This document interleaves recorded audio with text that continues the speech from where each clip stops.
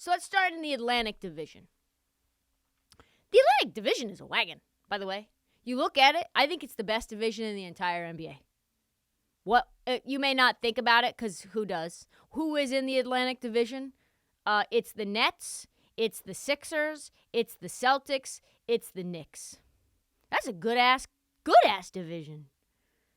And listen, like most of these teams have had various degrees of dysfunction throughout this offseason and into the season itself.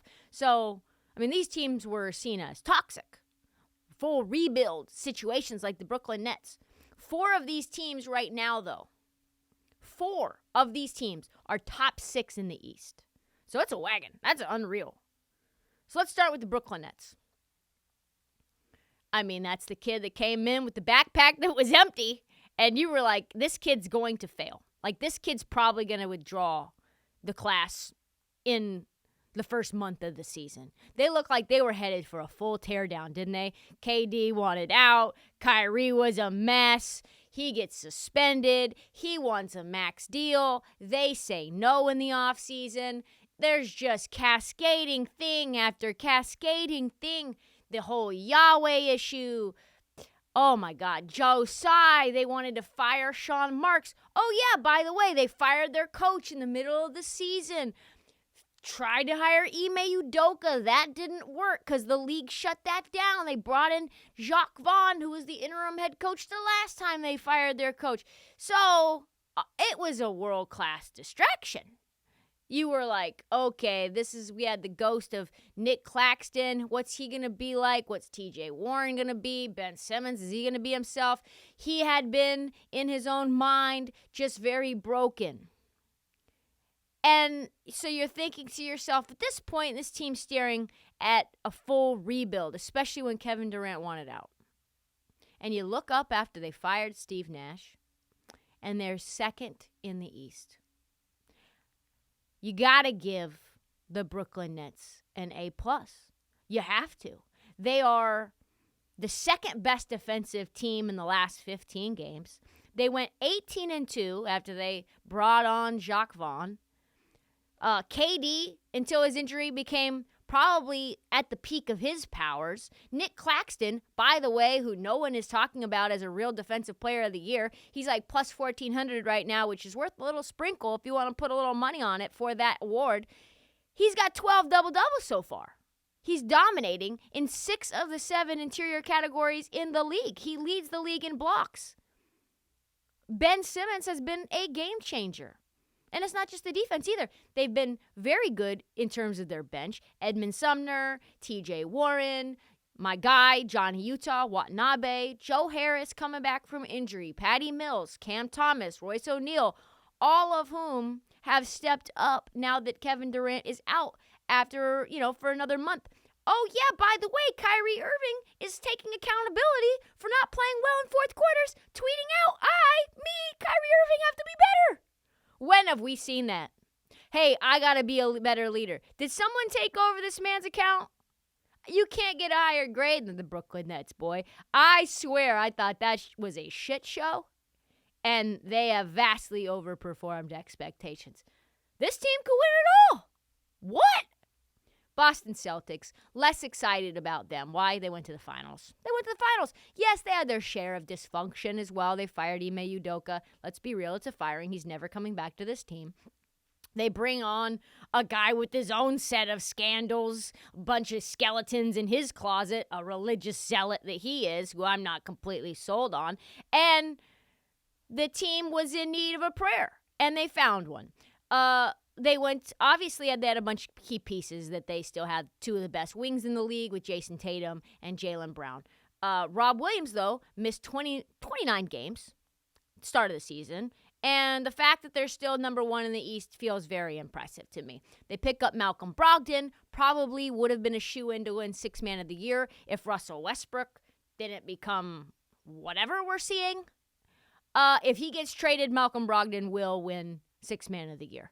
But the only thing that I can't give them an A+ or an A, solid A, they're an A- for me. They lost to the Magic twice. They got stomped by the Dubs. They got stomped by the Clippers. They lost to the Thunder, the OKC Thunder, who is largely considered to be one of the biggest egregious tankers in the league. They lost to them by almost 50 points. 50 of them. Half of 100. So I don't really know what else to say other than the motivation of this team can sometimes be called into question. And that, my friends, is a coaching problem and something that even Joe Mazzulla is making fun of, that he doesn't take timeouts when maybe he should, and that the momentum shifts, etc., etc. Boston Celtics are going to be fine, but I can't give them an A+ or an A- because largely the pieces are the same. Let's move on to the New York Knicks. New York Knicks got to give them B-. B-, which is pretty damn good, right? Pretty damn good for the New York Knicks. Halfway point specifically. Jalen Brunson has been a monster. He has worked out. He is averaging 32 points in the month of January. What? 50% from three-point range. Almost 6 rebounds, almost 6 assists per game. They've got one of the best road records in the NBA, 14-8. Do you know what the Golden State Warriors would do to be 14-8 on the road? Julius Randle right now is playing out of his mind for the most part. And the young guys, they're developing into contributors as well, right? Like, yeah, we may not see Obi Toppin much, but he's been injured. RJ Barrett on the other end hasn't been great despite his stats saying that he has been okay. He just hasn't really been there. He's gotten injured.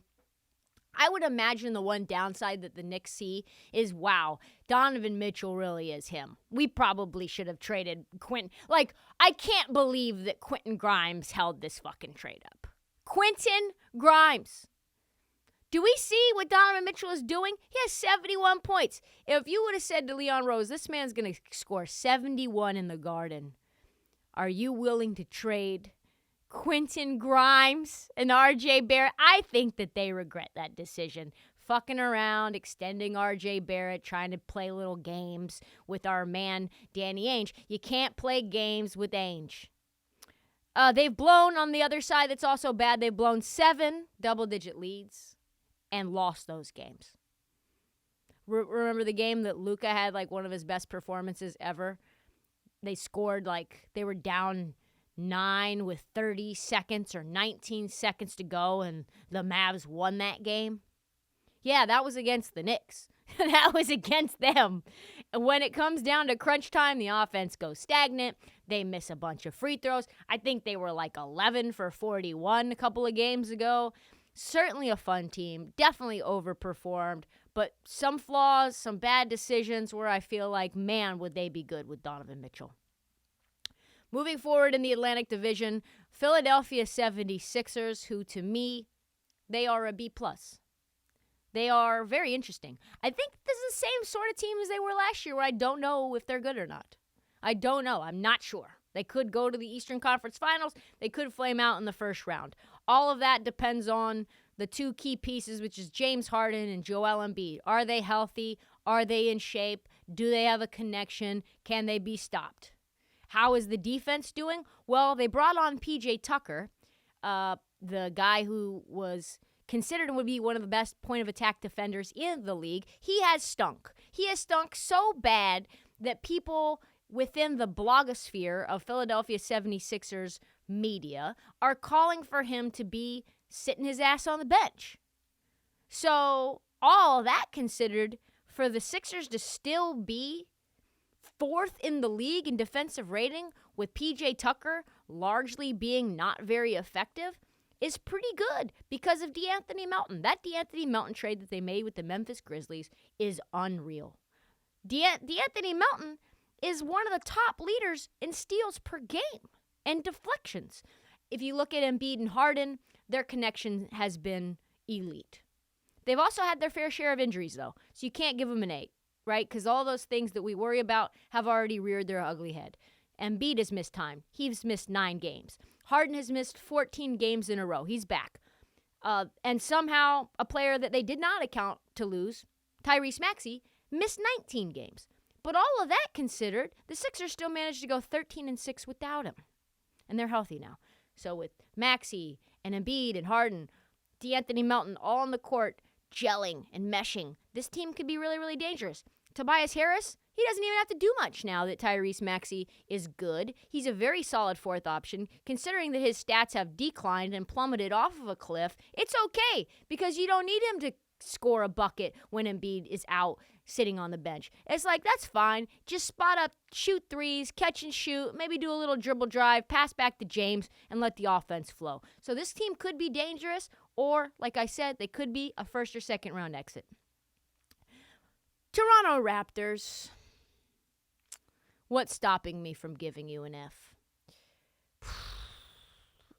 Hope, good roster, good GM, good coach. They're a D-.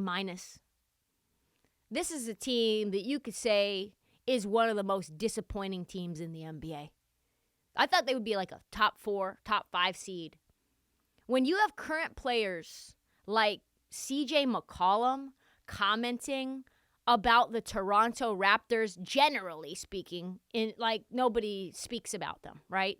But when you have him talking about the Toronto Raptors on an ESPN hit with Izzy Gutierrez and speaking of them in negative terms, not in the fact that they're the gold standard, which is what they have been for recruiting and scouting and developing talent and making talent gel and mesh, finding guys that came from the G League. All of that is what Toronto is known for. Right now, they are known for their dysfunction. And now that means it is bubbled up to be mainstream news. Quickly, as an aside, does anyone find it weird that CJ McCollum, who's not just a player, he is the president of the NBA Players Union, is commenting on this on ESPN?